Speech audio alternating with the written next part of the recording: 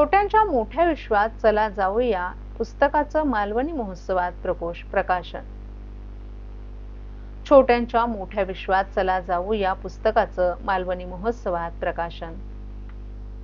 कोकण ग्रामविकास मंडळाच्या वतीनं भाजप नगरसेवक सीताराम राणे यांच्या पुढाकारातून ठाण्यात सुरू असलेल्या भव्य मालवणी महोत्सवात खाद्य संस्कृतीच्या सुगंधासोबत साहित्य संस्कृतीचीही दरवळ अनुभवायला मिळते.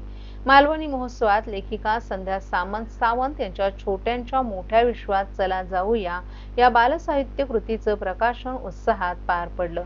बालसाहित्यिका डॉक्टर सुमन नवलकर आणि नगरसेवक सीताराम राणे यांच्या हस्ते या पुस्तकाचं अनावरण करण्यात आलं. शिवाजीनगर उन्नती गार्डन मैदानातील स्वर्गीय अजितदादा पवार महोत्सव नगरीत मालवणी महोत्सव सुरू आहे. दररोज खवय्यांसह रसिक आणि भाविकांची सांस्कृतिक भूक भागवली जात आहे. यंदा प्रथमच उभारलेल्या स्वर्गीय मंगेश पाडगावकर कला दालनात साहित्य संमेलनाचं आयोजन करण्यात आलं आहे. गुरुवारी छोट्यांच्या मोठ्या विश्वात चला जाऊया या बालसाहित्य कृतीचं प्रकाशनही संपन्न झालं.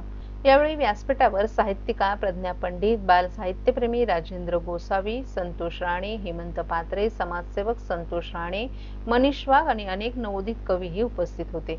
पुस्तकाचा आढावा घेताना बालसाहित्यिका डॉक्टर सुमन नवलकर यांनी पुस्तकातील प्रत्येक कथेच्या प्रारंभी केलेलं निसर्ग वर्णन विशेष उल्लेखनीय असल्याचं सांगितलं. निसर्गाच्या जितके जवळ जाल तितके त्याच्याशी एकरूप व्हाल. प्राणी पक्ष्यांचं विश्व निसर्गाशी घट्ट निगडीत आहे.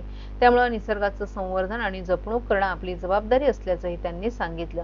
तर रुपेश महाडिक यांनी आपल्या मनोगतात आजची पिढी निसर्गापासून दूर जाऊन मोबाईलच्या आहारी जात असल्याबद्दल चिंता व्यक्त केली आहे. निसर्गाचा अवेर करून हातात मोबाईल घेतले जात आहेत. मुलांच्या कल्पनाशक्तीला आणि जिज्ञासेला चालना देण्यासाठी अशा कल्पनेपलीकडील 14 बालकथा असलेली पुस्तकं वाचायला द्यायला हवीत असंही त्यांनी सांगितलं. मुलांना वेळ देणं आणि त्यांच्याशी संवाद साधणं आवश्यक असल्याचं त्यांनी अधोरेखित केलं. मालवणी महोत्सवातील साहित्य संमेलनाचा हा कार्यक्रम झणझणीत खाद्य परंपरेइतकाच साहित्यिक जाणीवांचा उत्सव ठरला.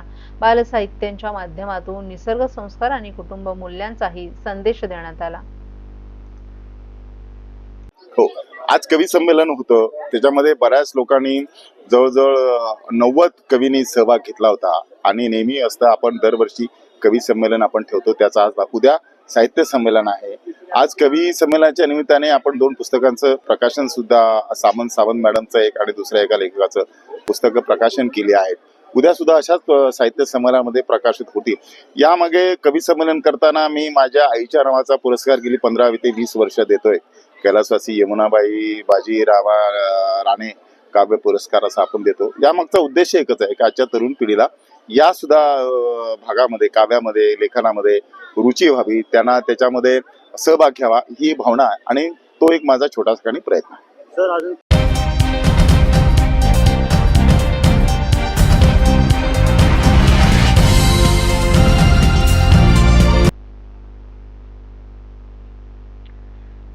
भाजप आमदार ॲडव्होकेट निरंजन डावखरे यांच्या आमदार निधीतून ठाणे जिल्ह्यातील शाळा, महाविद्यालय, वाचनालय आणि शासकीय कार्यालयांसाठी डिजिटल साहित्य वाटप समारंभ उत्साहात संपन्न झाला.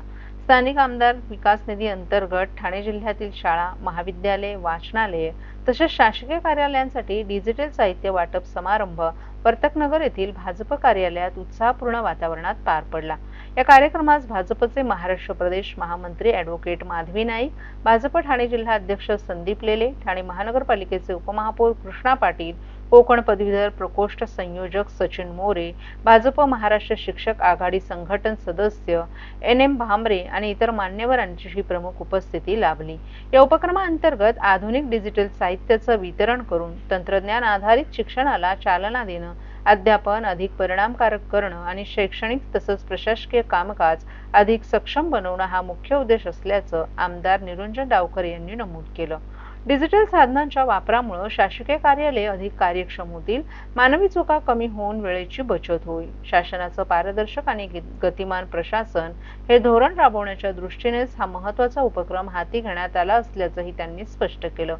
शासकीय कार्यालयांना देण्यात आलेल्या डिजिटल सुविधांमुळे प्रशासकीय कामकाज अधिक गतिमान, पारदर्शक आणि नागरिकाभिमुख होऊन सर्वसामान्यांना सेवा अधिक जलद मिळण्यास मदत होईल असा विश्वासही त्यांनी व्यक्त केला.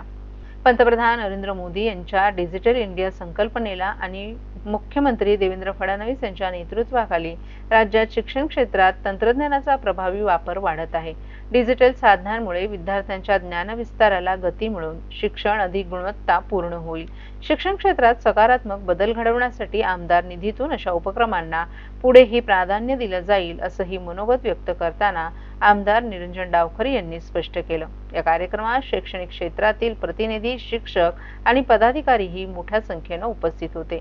डिजिटल साहित्य वाटपामुळे ठाणे जिल्ह्यातील शैक्षणिक आणि प्रशासकीय गुणवत्तेत लक्षणीय सुधारणा होईल, असा विश्वासही यावेळी व्यक्त करण्यात आला.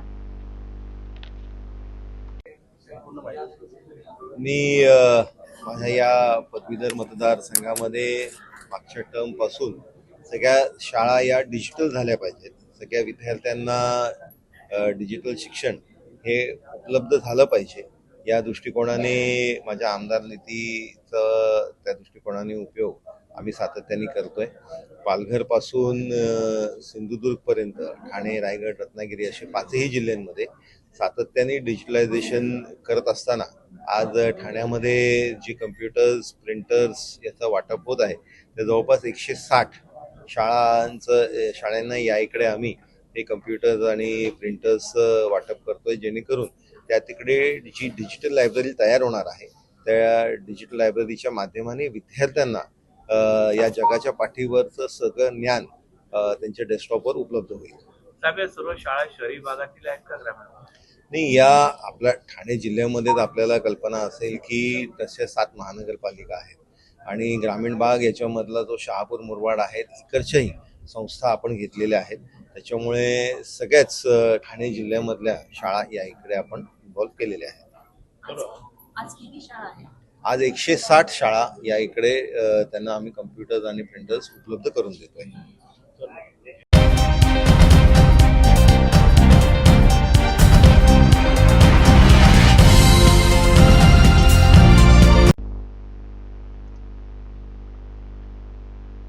वाढत्या रेल्वे अपघातांच्या पार्श्वभूमीवर राष्ट्रवादी शरद पवार गटाचा रेल्वे प्रशासनाला अल्टिमेटम.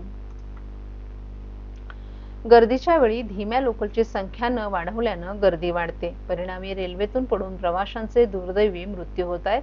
त्यामुळे नवीन रेल्वे मार्गिकांवरही गर्दीच्या वेळी धीम्या लोकल चालवाव्यात, तसंच 10वी आणि 12वी परीक्षार्थींसाठी लोकलचा एक डबा राखीव ठेवावा आदी मागण्यांसाठी राष्ट्रवादी काँग्रेस शरद पवार पक्षानं रेल्वे प्रबंधक कार्यालयावर धडक दिली. दरम्यान रेल्वे अपघात रोखण्यासाठी तात्काळ उपाययोजना न केल्यास तीव्र आंदोलन छेडण्यात येईल, असा इशारा जिल्हाध्यक्ष मनोज प्रधान यांनी दिलाय. 10 फेब्रुवारी रोजी 12वीचा पहिला पेपर देण्यासाठी निघालेल्या सोहम कटरे या विद्यार्थ्याचा दिवा मुंब्रा दरम्यान गर्दीमुळे लोकलमधून पडून मृत्यू झाला. या वाढत्या गर्दीला सामावून घेण्याबाबत मध्य रेल्वे प्रशासनाकडून उपाययोजना करण्यात येत नसल्यानं अपघातांचं प्रमाण वाढीस लागले, असा आरोप करत राष्ट्रवादी काँग्रेस शरद पवार पक्षाचे राष्ट्रीय सरचिटणीस डॉक्टर जितेंद्र आव्हाड यांच्या मार्गदर्शनानुसार मनोज प्रधान यांच्या नेतृत्वाखाली रेल्वे प्रबंधक कार्यालयावर धडक देण्यात आली. यावेळी स्टेशन प्रबंधक अपर्णा देवधर यांच्याशी झालेल्या चर्चेत मनोज प्रधान, नगरसेवक सुधीर भगत, नगरसेविका दीपाली भगत, मनीषा भगत यांनी रेल्वे प्रवाशांच्या समस्या मांडल्या. या समस्यांवर मार्ग काढण्याचं आश्वासन देवधर यांनी दिलं आहे. दरम्यान सोहन कटरे या मुलाचा मृत्यू वाढत्या गर्दीमुळे झाला असल्यानं ही गर्दी आटोक्यात आणण्यासाठी धीम्या रेल्वे गाड्यांची संख्या वाढवावी, 5व्या आणि 6व्या रेल्वे मार्गिकांची निर्मिती केल्यानंतर 3ऱ्या आणि 4थ्या मार्गिकेवर धीम्या रेल्वे गाड्या चालवणं गरजेचं असताना त्यावर जलद गाड्या सोडण्यात येत आहेत. परिणामी कोपर, ठाकुर्ली, दिवा मुंब्रा आणि कळवा या स्थानकांवरील गर्दी वाढत असते. त्यामुळे 3ऱ्या अप आणि 4थ्या डाऊन मार्गिकेवर गर्दीच्या वेळेत सकाळी 7 ते 11 आणि सायंकाळी 5 ते रात्री 9 या दरम्यान धीम्या गाड्या चालवाव्यात. 15 डब्यांच्या लोकल चालवण्याऐवजी एसी लोकलची संख्या कमी करून धीम्या लोकलच्या फेऱ्या वाढवाव्यात आदी मागण्यांचं निवेदन देवधर यांना देण्यात आले. हे निवेदन पुढे वर्ग करण्याबाबतही स्टेशन प्रबंधक देवधर यांनी शिष्टमंडळात सांगितलं. तर पत्रकारांशी संवाद साधताना मनोज प्रधान यांनी मध्य रेल्वेवर वर्षाकाठी 2180 अपघाती मृत्यू होत असल्याचं सांगितलं. ठाणे स्टेशन परिसरात वर्षाला 287 अपघात होत आहेत, म्हणजेच दररोज सरासरी 7 मृत्यू होत आहेत. हे मृत्यू फक्त गर्दीमुळेच होत असल्याचंही त्यांनी सांगितलं. याच्या 287 एका वर्षात आणि या सेंट्रल लाईनमध्ये 2170 डेथ्स म्हणजे सरासरी रोजचे 7 मृत्यू या सेंट्रल लाईनवर झालेले आहेत. मला असं वाटतं की हे अतिशय दुर्दैवी आहे. लोक चाकरमाने कामासाठी मुंबईला जातात. आपण दरवेळेस बोलतो की डिसेंट्रलायझेशन झालं पाहिजे, नोकऱ्या शिक्षणासाठी लोक जातात, ते थोडंसं पसरलं पाहिजे, पण तसं काहीही होताना दिसत नाही. आज इतकी लाख लोक जर फक्त ठाणा स्टेशनमधनं जात आहे तर त्यांना आपण काय सोयी देतो याची खऱ्या अर्थाने चर्चा करायला आम्ही दिलेली. माझ्याबरोबर सुधीर भगत आहेत, त्यांचा चांगला अभ्यास या रेल्वे लाईनवर आहे. त्यांनी काही प्रश्न त्यांच्यासमोर मांडले. त्यांचं असं म्हणणं होतं की 3 आणि 4 नंबरच्या ट्रॅकवरनं ज्या फास्ट ट्रेन्स जातात त्या फास्ट ट्रेनचं पीक आवर्सचा ट्रॅफिक गेला की त्याच्यानंतर त्याच्यावर स्लो ट्रेन चालवाव्या, जेणेकरून थोडीशी गर्दी कमी होईल.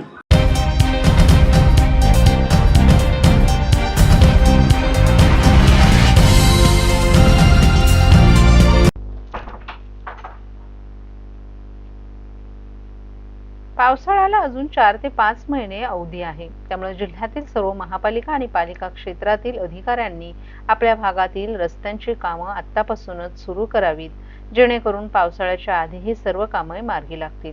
ज्या ठिकाणी रस्त्यांचं डांबरीकरण करायचं असेल त्या ठिकाणी डांबरीकरण करून घ्यावं. काँक्रिटीकरणाचं कुठे काम सुरू असेल तर जलद गतीने ते करावं. खड्ड्यांमुळे कुठेही अपघात होता कामा नये आणि वाहतूक कोंडीही होता कामा नये, असे स्पष्ट आदेश यावेळी एकनाथ शिंदे यांनी दिलेत. जिल्ह्यात भटक्या श्वानांची संख्या अधिक झाली. श्वानांकडून नागरिकांवर मोठ्या प्रमाणात हल्ले होत आहेत. याचा बंदोबस्त करायला हवा अशी मागणी यावेळी सर्व लोकप्रतिनिधींनी एकनाथ शिंदे यांच्याकडे केली आहे. याच पार्श्वभूमीवर सर्व महापालिका क्षेत्रांमध्ये भटक्या श्वानांसाठी निवारा उभारण्यात यावा, तसंच श्वानांच्या निर्विषीकरणासाठी मोबाईल रुग्णवाहिका उपलब्ध करून देण्यात यावी अशा सूचनाही एकनाथ शिंदे यांनी अधिकाऱ्यांना दिल्यात.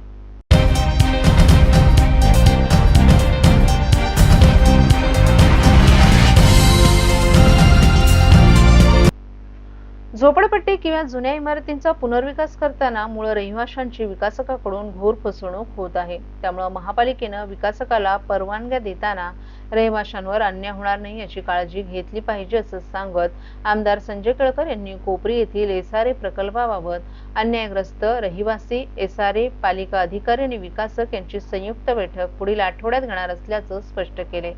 खोपोट येथील भाजपच्या कार्यालयात झालेल्या 86व्या जनसेवकाचा जनसंवाद कार्यक्रमात आमदार संजय केळकर यांनी समाज माध्यमांना माहिती दिली. पुनर्विकास योजनेत रहिवाशांची फसवणूक झाल्याच्या 3 तक्रारी प्राप्त झाल्या. अनेक वर्ष इमारतीत राहणारे रहिवासी विकासकांच्या त्रासानं गांजले आहेत. भाडं मिळत नाही आणि घरही मिळत नाही. अशा रहिवाशांचा हक्क अबाधित राहावा यासाठी महापालिकेनंच काळजी घ्यायला हवी. कोपरी येथील SRA योजनेत विकासकानं विक्रीची इमारत उभी केली. त्यातील सदनिकांची विक्रीही झाली, परंतु मूळ रहिवाशांना अद्याप घरं मिळाली नाहीत. शिवाय विकासकानं जवळपास 5 कोटी रुपये एवढं भाडं थकवल्याचंही केळकर यांनी सांगितलं. याबाबत पुढील आठवड्यात संयुक्त बैठक आयोजित करण्यात येऊन सोक्षमोक्ष लावणार असल्याचंही त्यांनी सांगितलं. आज झालेल्या कार्यक्रमात नगरसेवक विकास पाटील, भरत चव्हाण, नगरसेविका उषा वाघ, संजय पाटील, अनिल भगत, राजेश जाधव, योगेश भंडारी, सचिन पाटील आदीही उपस्थित होते. कोयना प्रकल्पग्रस्तांचा प्रश्न प्रलंबित असताना भातसा प्रकल्पग्रस्तांना नोकरी देण्याचा प्रश्नही प्रलंबित असून त्यांचं पुनर्वसन केलेल्या जागी सोयी सुविधा मिळण्यासाठी आपण प्रयत्नशील असल्याचंही केळकर यांनी सांगितलं. आज 86वा जनसंवाद कार्यक्रम खोपोट येथे आमचा चालू आहे, अजून सुद्धा सुरूच आहे. आणि याच्यामध्ये अनेक बांधकामं जी आहेत ती ठाणे शहरामध्ये जुनी बांधकामं झाल्यामुळे रिडेव्हलपमेंट चालू आहे. आणि या रिडेव्हलपमेंटमध्ये देखील भाड्याने राहणारी जी लोकं आहेत, जे 50 वर्ष, 60 वर्ष, 80 वर्ष राहणारे लोक आहेत, यांना जो विकासक येतो तो प्रचंड प्रमाणामध्ये त्रास देतो. त्याच्याबरोबर योग्य ते ॲग्रीमेंट करत नाही आणि महापालिकेकडनं परवानग्या घेऊन बांधकाम पूर्ण करतो. आणि जे त्या ठिकाणी मूळ तिथे राहणारे असतात त्यांना देखील त्या ठिकाणी घर दिलं जात नाही. हक्काचं जे त्याला मिळालं पाहिजे, जो राहतो त्याचा हक्क अबाधित राहायला पाहिजे.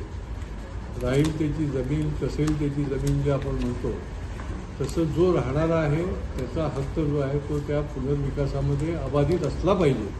आणि यासंबंधी माझ्याकडे 3 तक्रारी आज आल्या होत्या. आणि मी महापालिकेला शहर विकास खात्याला देखील सांगितलं की हे आपण तपासून बघत जा आणि तिथे जे जे रहिवासी आहेत त्यांचा हक्क अबाधित राहण्याकरता तुम्ही देखील संबंधित विकासाला कुठल्याही परवानग्या देऊ नका. SRAच्या संबंधामध्ये देखील काही वेळेला भाडी दिली जात नाही, काही वेळेला काम ठप्प झालेलं असतं.